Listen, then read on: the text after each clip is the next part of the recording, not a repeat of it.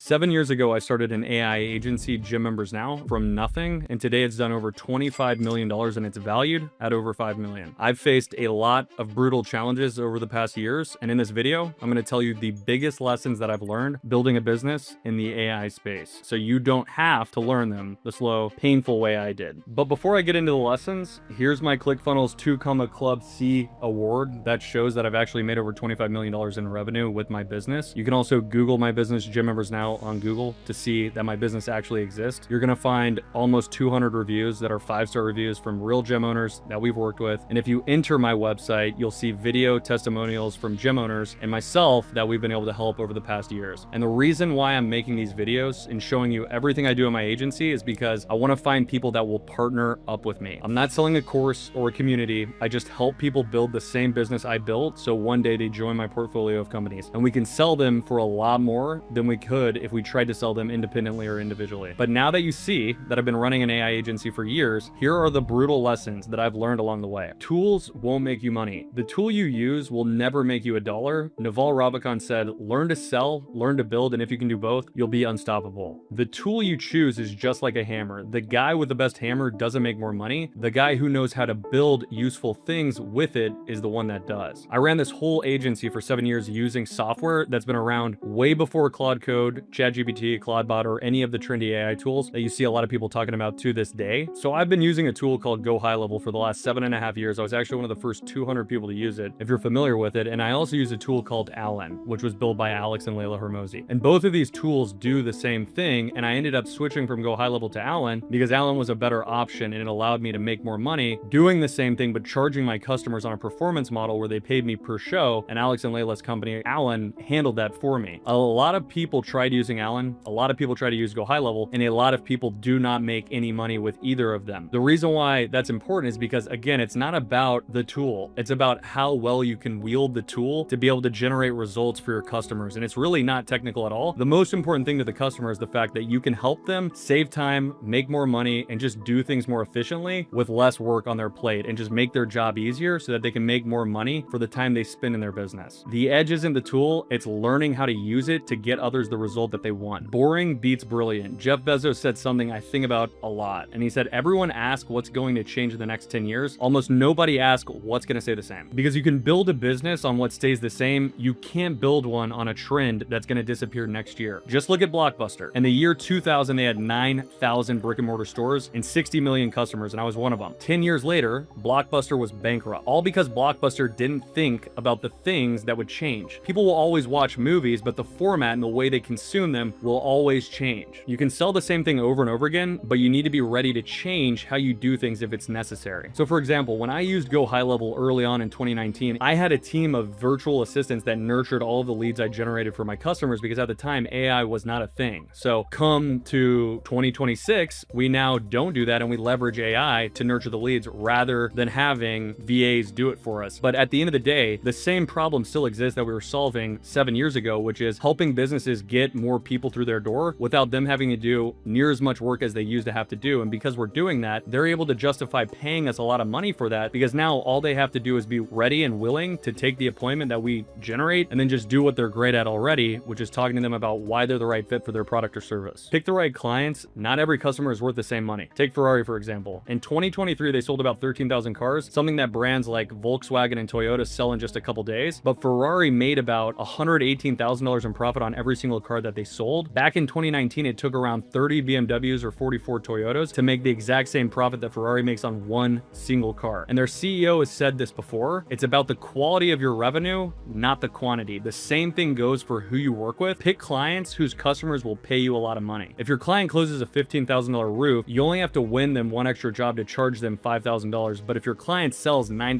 burritos, you'd have to bring them thousands of customers to charge them the same price. When you're looking for a market, what you really want to look for are people that make a lot of money in profit per sale and that they're charging a lot of money for whatever that product or service is. And for example, I recently spoke to a guy that runs a roofing business that does over $50 million a year. And I was pretty surprised when I started talking to him because he really doesn't sell that many roofs a year. It's just the fact that a roof is extremely expensive. And when you compare that to, let's say, a burrito, right? A restaurant that sells burritos and tacos, they would have to sell hundreds of thousands of them to be able to even come close to $50 million in revenue. So what you really want to look for are businesses that are doing that are just charging premium rates for whatever it is. But then in addition to that, they make a lot of profit after the work or the product or service is provided. There's no such thing as a saturated market. Let me tell you about a company that sells water. It's called Liquid Death. Water is the most crowded product on the entire planet. You can literally get it for free in a lot of places at the airport, but still, Liquid Death is worth around $1.4 billion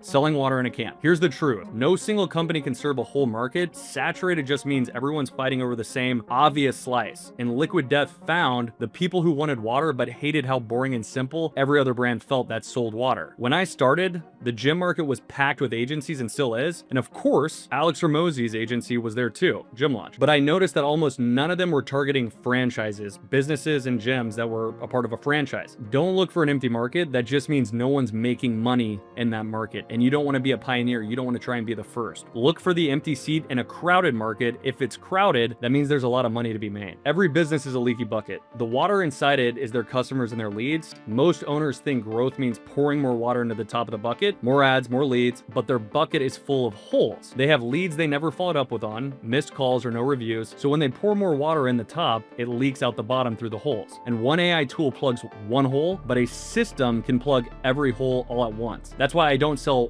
one tool or one automation. I sell the whole system and I call it the Aristotle AI system. So what a lot of businesses and agencies that I compete with will do is they will help a local brick and mortar business get more leads through doing done for you marketing for them. And then they will follow up with those leads, potentially leveraging AI and automations. However, what I do is a lot different. Instead of just doing that, I help them generate reviews before we ever run any ads. In addition to that, I optimize their website to ensure any organic traffic that they're getting is capitalized on, because the majority of businesses' websites load extremely slow. They're not optimized for mobile, they're optimized for desktop, even though the majority of traffic is on a phone. And then in addition to that, they have a junky old contact form, which is the lowest conversion form on the internet that converts at about 1% according to Google. And so our forms convert at about 10% because we leverage an offer and it loads instantly. And we don't ask a bunch of questions all at once. We ask one question at a time. Very small things, but it makes a huge difference. And then once we generate reviews for them, we respond to the reviews for the business owner so that their staff and them don't have to. And then in addition to that, we take their database of leads that they're not doing a lot with or they're sending emails to, and we text them, which has a 98% open rate. And if they don't respond, we follow up with them and text them again. And by doing this, we're able to drive appointments through their door without the business owner having to spend any money on marketing. And then from there, we also connect our AI to their website so that when leads come through, they don't have to follow up with them. We do, because the average business owner takes about 42 hours to follow up with their leads, which is a very big problem. And then in addition to that, we set up an AI agent that can answer the phone if no one picks up after 10 seconds. So if the staff or owner don't pick up the phone, our agent will pick it up and then book them in for an appointment. And then our system texts them to confirm the appointment, qualify them, get them to show up. And if they don't show up, it handles rescheduling them as well. And then from there, we even connect a GPT that will train their team on sales and review their sales consultations to give them feedback, because the majority of local business owners and their team never do any role playing. They don't focus on sales. They don't even have a script. They don't have a sales process. So we give that to them, which helps them close a lot more deals. And then finally, we run ads for them. We're literally doing everything for them to get a ton of organic leads through their door. And that's why we call it the AI Aristotle agency offer, is because when you provide it in that sequential order, the result and impact on the business when you're providing that service is not linear. It has a very big impact because it compounds. Don't be a ChatGPT wrapper. Everyone has the same AI tools, models, and prompts. If what you build is something anyone can copy in the afternoon, you're just a ChatGPT wrapper. In a crowded market, fitting in is failing, and that's what Seth Godin said. A brown cow fits with the rest, and it's impossible to see any difference. But a purple cow is something you'll always remember. Everything you build with AI, it needs to have depth around it to stand out and be like a purple cow. Everyone's got the exact same AI, but almost nobody can build something with real depth. Let's say you're running ads for a business, you're generating them leads, and then you have an AI that follows up with those leads to get them to show up. Well, what if you had an AI that once they showed up, it then also asked them for a review? And then once they left a review, what if it asked them for a referral? That's an automation that has extreme depth, which is going to save the business owner a ton of time and help them make a lot more money without doing any additional work. Automate last, not first. Automation multiplies whatever you point it at, but multiplying zero is still zero. If your system doesn't replace something that has actual value when done by hand, no one's going to pay you thousands of dollars for it month over month. For example, the system I sell handles a business's problems that require a team with dozens of people to solve it manually. Don't try to automate a problem that adds no real value to a business. People make this mistake all the time. Look for the things that make them money, but require a lot of time and people to do it. The way that I was able to create the AI Aristotle agency offer, it's not any flashy, unique way. It was through a lot of trial and hard work. And just given the fact that I've been doing this for a really long time, I just kept finding problem after problem after problem that the business owners I worked with kept experiencing. And I literally just kept solving it and adding it to the system, to the foundation. And then I got really good at articulating it in a way and then rendering it, providing it in the correct sequential order that generates the best result for them. By figuring that out and then figuring out how to automate it for them and then optimize it for them and keep iterating off that, I was able to build an offer that very few people provide that allows me to generate thousands of dollars every single month per customer, and they stay for an extremely long time. And that's why I have so many great reviews, is simply because I've solved so many problems for them that at this point now we're so integrated into their business that for them to leave or cancel would cause a lot of problems that they'd have to figure out and solve on their own. So now you've got the lessons that took me 7.5 years to learn, and I won't lie to you, a few of them were really hard to wrap my head around at the time, but that's exactly why I'm telling you this, so you can avoid making the same mistakes that I did when I first got started in this business. And that's also why I made this other video right here. I explained to you exactly how I'd start my business from scratch in just 7 days, so you don't have to stay stuck guessing on anything. And if you want to build a 7-figure AI business, go watch it, and I'll see you on the other side.